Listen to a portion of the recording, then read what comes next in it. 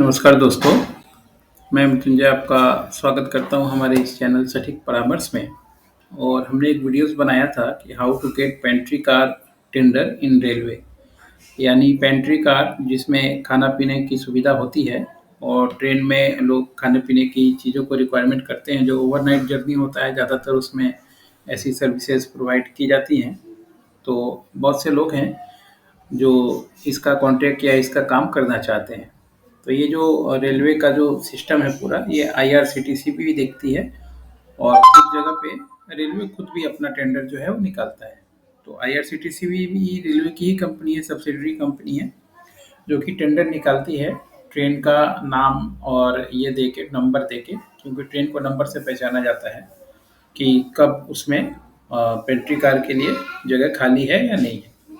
तो उसमें क्राइटेरिया दिया रहता है रेलवे का, गवर्नमेंट का, कि पेंट्री कार अगर आपको चालू करना है तो क्या-क्या चाहिए होगा और कितने साल का पुराना कंपनी चाहिए होगा, क्या-क्या इंफ्रास्ट्रक्चर आपके पास होना चाहिए, तब जाके आप उसको एप्लीकेशन कर सकते हैं। और टेंडर में बहुत सारे पार्टी एप्लीकेशन करते हैं और अगर आप उसमें शॉर्टलिस्टेड होते हैं, अपना बिडिंग प्राइस ज़्यादा से ज़्यादा लगाते हैं, तो फिर आपको ये काम मिलता है। तो आइए इसी के लिए इन्होंने, देखिए ये सूरज थापा हैं, इन्होंने सेंड मी शायद नंबर मांगा है मेरा।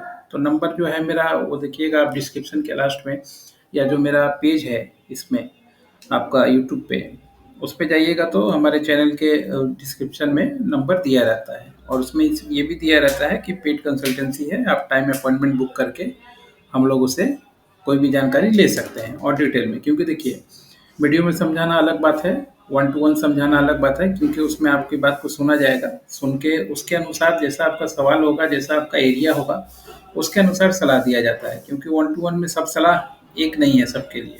कुछ आइडियाज़ किसी के लिए काम करता है, कुछ आइडिया किसी के लिए काम नहीं करता है। हर एक जगह का अलग-अलग रिक्वायरमेंट है, अलग-अलग एरिया है, जिस वजह से बहुत सारी चीज़ें डिपेंड करती हैं। तो अगर आप मान लीजिए रेलवे का आईआरसीटीसी का टेंडर लेना चाहते हैं, तो सबसे पहले तो आपको अपना एक कंपनी होना चाहिए, चाहे वो पार्टनरशिप हो तब भी चलेगा या प्राइवेट लिमिटेड हो तब भी चलेगा, मगर प्रॉफिटेबल कंपनी होना चाहिए। कंपनी हो, 3 साल पुराना कंपनी हो तो और भी अच्छा है। उसका आईटीआर, उसका पैन कार्ड, उसका जीएसटी और उसका फसाई नंबर, एफएसएसआई, ये ज़रूरी होता है। प्लस आईएसओ 14000 और आईएसओ 22000 जो फूड सेफ्टी के लिए लगता है। और डीएससी वगैरह तो कॉमन है, आप कहीं भी लॉगिन कीजिएगा तो आपको डिजिटल सिग्नेचर चाहिए ही होगा।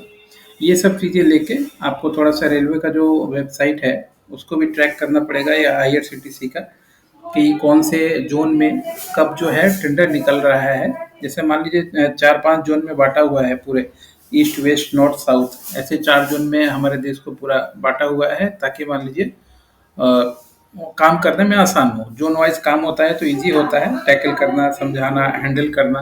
क्योंकि पूरा देश का काम एक जगह से होगा तो वो थोड़ा मुश्किल है, सिचुएशन समझना मुश्किल हो जाता है।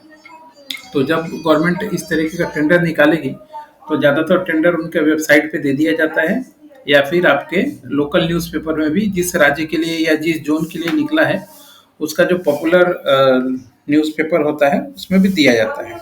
बहुत सारा न्यूज़पेपर हमने देखिए कटिंग दिखाया होगा, बैंक का या मान लीजिए आपका टेंडर का, तो उसी तरीके से ये कोटेशन निकलता है। अब आप उसमें अपना क्राइटेरिया देख के जमा करके, उसमें अर्निंग वर्निंग भी लगता है कोटेशन के लिए, यानी जब आप इन ले रहे हैं जो नॉन रिफंडेबल होता है, और सिक्योरिटी मनी भी लगता है।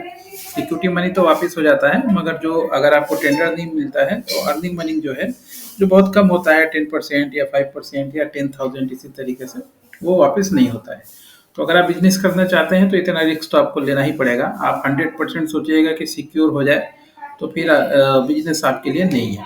क्योंकि बिजनेस में हो सके पूरा पूंजी भी जीरो हो जाता है, उधार लिया हुआ पूंजी भी जीरो हो जाता है, और 1 रुपया से भी पता चला कि आदमी 1 लाख हो जाता है। तो मेन है इफेक्टिवनेस आप में कितना है, कितना आप काम करना चाहते हैं, टीम आपकी कितनी मजबूत है। कागज़ वाली टीम अलग-अलग होनी चाहिए जो लाइसेंस बनाए, मार्केटिंग टीम अलग होनी चाहिए और इम्प्लीमेंट्स टीम अलग होनी चाहिए। अगर 3 तरह का बिज़नेस आप ये मॉडल फ़ॉलो कर पाएँ, तो यही क्या, रेलवे क्या, आप रेलवे में जाइए, हॉस्पिटल में जाइए, मिलिट्री कैंटीन में जाइए, कहीं भी खाने-पीने से रिलेटेड अगर चीज़ें आजकल आ रही हैं, तो आप उसका टेंडर ले सकते हैं और अच्छा खासा मार्जिन इसमें रहता है, बशर्ते आपको सारी चीज़ें आनी चाहिए। जब जैसे मान लीजिए खाने-पीने की चीज़ है, तो आपके पास कुक होना चाहिए एक्सपीरियंस, आपके पास बनाने वाला जो मैनेजमेंट होना चाहिए, जो क्या-क्या मेन्यू डिसाइड करेगा, उसके बाद से फिर जो ले जाके देने वाले हैं, वेटर होने चाहिए। ये सारा मैन पावर आपके पास होना चाहिए, तब जाके आप जो है अच्छे से काम कर पाइएगा। आशा करता हूँ कि सूरज जी आपका सवाल का जवाब हमने दे दिया और नीचे डिस्क्रिप्शन में नंबर दिया हुआ है, आप अपॉइंटमेंट लेके और भी अगर कोई ये सारा डॉक्यूमेंट्स करवाना हो, लाइसेंस बनवाना हो, तो हम लोग से संपर्क कर सकते हैं। हम लोग ये काम करवा के आपका दे देंगे। आज के लिए इतना ही।